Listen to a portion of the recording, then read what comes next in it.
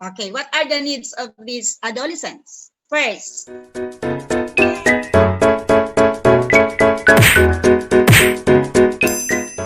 ang ating pong lecturer sa hapong ito, siya po ay isang Pathfinder Club counselor ng Magsaysay Angels Pathfinder Club. At the same time, siya po ay PLA holder batch 2020 from Marubdob family. Currently, siya po ay isang public school teacher. Mga fellow master guide, our lecturer this afternoon, no other than Master Guide Lynn L. Malupeng. Bigay po natin sa kanya ang magandang panahon. magandang hapon po sa atin lahat. Good afternoon. Magandang hapon. Okay. Good afternoon po, ma'am. Good afternoon. Yes. My topic is all about adolescents tick. Okay. What makes adolescents tick? Okay. A flood of hormones, sure, but also a host of structural changes in the brain. Can those explain the behavior that make adolescents so exciting or exasperating? Okay. Each expert has his own idea as to what the underlying causes for behavior happen to be. Some think it is all sexually driven, some universal life drive, some autonomy, others interpersonal needs or need to belong. They are probably all at least partly right and all at least partly wrong. As any parent of adolescents, answers vary between individuals and vary from one day to another. According to Maslow, choose to try and cover all bases by arranging a hierarchy of needs with the lower, most basic being met before others could be. While it isn't always accurate, it at least provides a springboard from which to view those forces which at one time or another might be blamed for adolescents' behavior patterns. What makes these behavior patterns? As I said a while ago, because of the growth of hormones and the growth of the brain, development of brain, adolescents may be exciting or exasperating. So these adolescents need something. Okay, what are the needs of these adolescents? First, we have physiological needs. This category includes all of the basic body needs like food, sleep, sexual release, and physical activity. Parents are quite familiar with the impact on finances and other ways these needs are able to provide ample reasons for headaches. Why? Why parents impact the finances? Because on this stage, as we all know that adolescents, they are in the period of development. So they need more food. So if they need more food, that will be an additional expenses for the parents. They need more sleep, di ba? And their sexual releases, because of the development of the hormones, they need to release this. They have these sexual urges in which they have to release. And physical activity. What are the physical activity? First, we have doing for a walk or bike or run. Another is doing household chores, taking the stairs instead of taking the elevator, playing at the park, and raking leaves. Those are the activities that should adolescents do. Now, Possibly, the most sensitive one of these for the parents and youth leadership as well is that of sexual needs. As we all know that these adolescents are in the stage of development. They have these sexual urges. But then, it is the youth ministry is charged in finding increasingly effective means to help young people understand and follow the biblical principles regarding sexual expression prior to marriage. They should be educated. Not, kasi alam natin mga kabataan, ay if they have these sexual urges, parang kung magkaroon ng girlfriend, boyfriend, in order to release these sexual urges, they tend to do things that is not according to the biblical content or biblical or in our doctrines. There is no what do we call it? Premarital marriage, premarital sex, diba? But then there are materials in order to educate these adolescents. Okay. Another need is safety needs. This includes the need for protection from bodily harm and security from threat to one's life. Okay.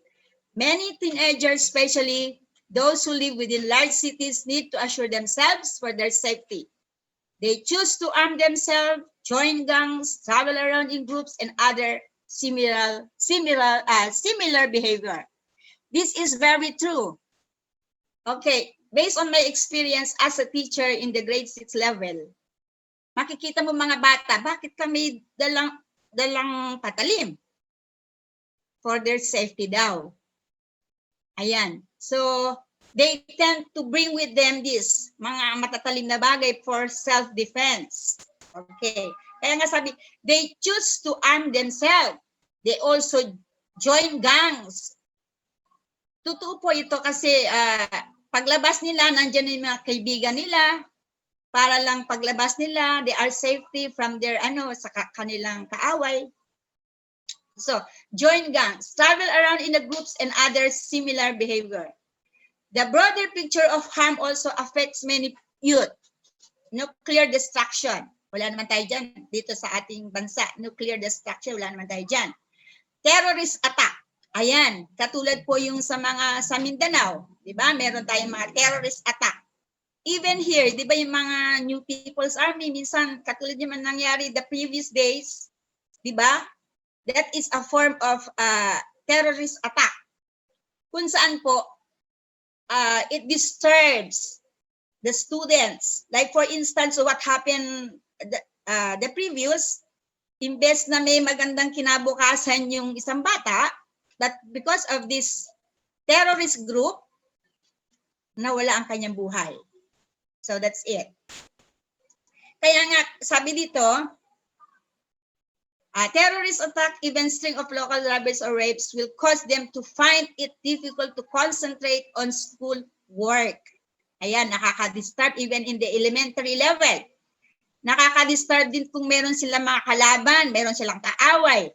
So they tend to arm themselves. They develop excessive dependence on others. Kaya kailangan may mag-join sila ng group, meron silang mga barkada para to protect them. Okay, so that is safety needs. Another needs is love and belonging needs. Okay, this category includes the needs for acceptance, warmth, affection, approval, and relationship with others. Okay, peer acceptance is extremely important to teens, and a great amount of energy is invested. Okay, so these teenagers or adolescents need to be accepted. Okay, for instance, in college, mga 16 to 17, yung mga college, yung pumapasok na sa college, they tend to join a group. Di ba? So, but then, dito nga nagkakaroon ng dahil sa they are accepted in that group, minsan yung group na nasasalihan nila ay mali. Katulad naman nangyayari ngayon. Because a group accept them with warmth and affection. So, namali yung kanilang napasukan. So, maganda ang mga pangako na to develop themselves in the group. But then, mali ang napasukan nila. Kaya meron tayong mga underground na kung saan in the end ay napapunta na sila sa bundok. But then, what is peer acceptance? Okay, this peer acceptance is depend on the social status. Minsan, you join a group dahil hindi ka katanggap-tanggap or else kung depende yun sa social status mo kung ano ka ba. Ikaw ba ay pwede dito? Ikaw ba ay meron ka bang what do you call this? Ikaw ba ay magiging fruitful dito o magiging leader dito? Kung hindi sila accepted. So what will be the effect? When belonging is threatened, most adolescents will react with panic, depression, ano pa? Anxiety, aggression, or withdrawal. Okay. In the case of adolescents, panic. Pag nagpanic, fear. Fear na walang tatanggap sa kanila. If there is fear, what will be the result? Nagkakaroon sila ng depression, loneliness, they are sad. So pagka nagkaroon ng depression, ano ba yung malalim? Anxiety. Parang nagkakaroon ka ng, dahil nagkakaroon ka na walang tumatanggap sa'yo, depressed ka, so the next step is anxiety. Another is aggression. Aggression, yung bang tendency mo is to inflict harm to others because of you are not accepted in the group. So that will be your reaction, aggression. Another is withdrawal. In the case of a student, withdrawal, nag-absent na lang ako. Hindi ko nagagawin ito. That is withdrawal. Often, the establishment of new relationship will bring release. Kung ma-establish mo ang new relationship, yung problem with that, yung threaten of belongingness, if there is a new relationship, that withdrawal or the threaten will be released. Okay. Another, esteem needs. Ano ba esteem? Closely related to the above needs, this includes feeling adequate and worthwhile. Ano ba yung halaga natin? Adequate ba tayo sa isang bagay? Karapat-dapat ba tayo? So, when we have the feelings of self-esteem, yung bang tinataas natin ang sarili natin, we gain the respect. We have that because we have this. For example, dito ay yung ikaw ay isang honor. Ikaw ay magaling sa isang bagay. So magkakaroon ka ng self-esteem and others will respect you. So they establish belief in their own personal value as honor student or they tawag ito, binibigyan nila because of their what? Of their good, if they are honor, may potential sila sa isang bagay. So, sila ng self-esteem. Yung itataas nila ang sarili nila. Okay. Next.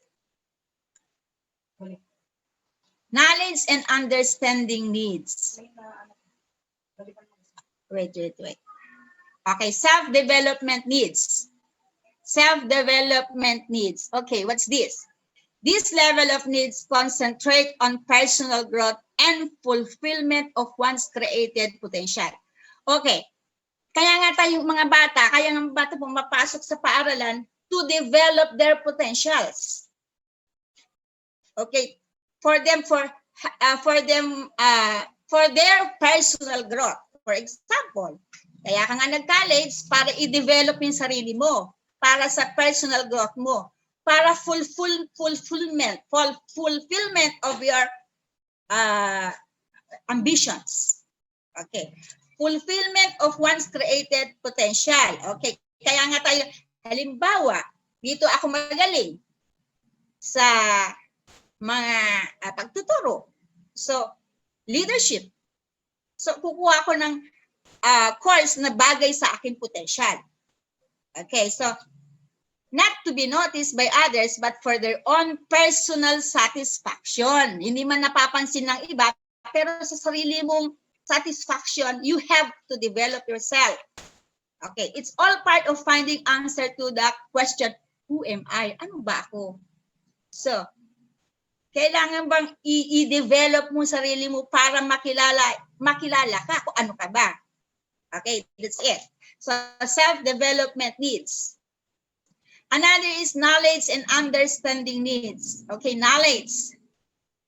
Diba, knowledge is acquired in studying. Diba? Understanding needs. Okay, you want to understand something, so you have to study. These needs include the quest for information, just for the value of knowing. Adolescents who function at this level study what they enjoy regardless of whether it is assigned in class. Just the pure joy of expanding their knowledge and understanding. Operating at this level enables young people to move beyond themselves and farther into God's creation. Okay. Now, for example, they want to learn something. So, ngayon marami na mga bagay, no? Aside from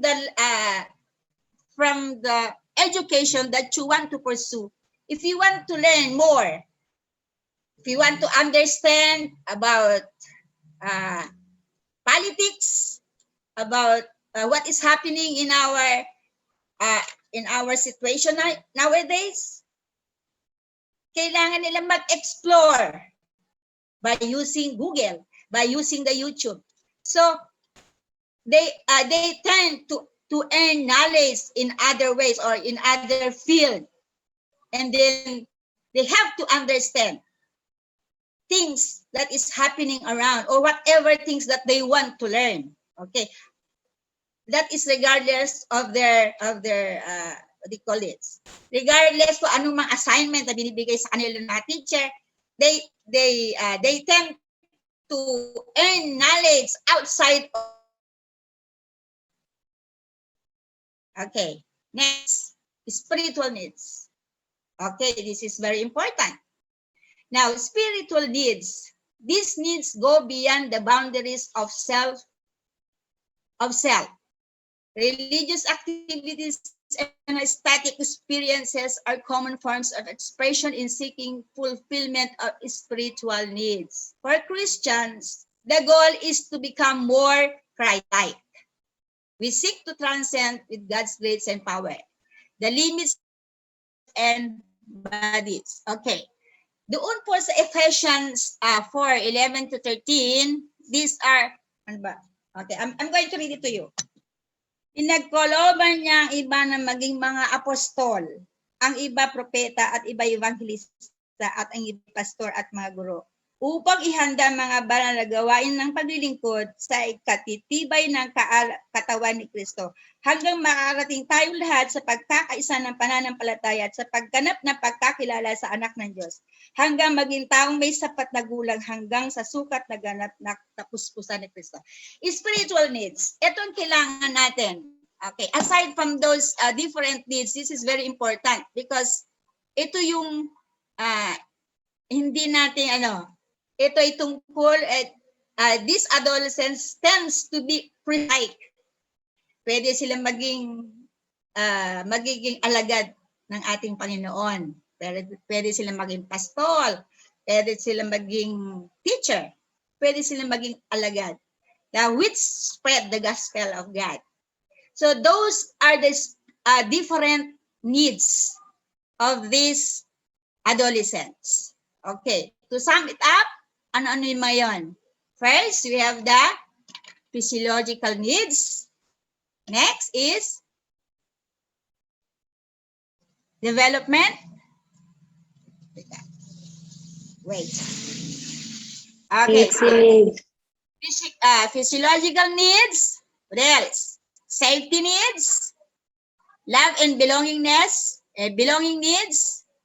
esteem needs, self-development needs, knowledge and understanding needs, and the last is spiritual needs. Those are the different needs which the parents, especially the adolescents, and the and the society should know in order to develop these children. And what is the importance of knowing this different needs of these adolescents? Okay, what do you think? What are the importance for the parents, for the adolescents by themselves, for the child, and for the society? Okay, that ends my lecture. Good afternoon to everybody.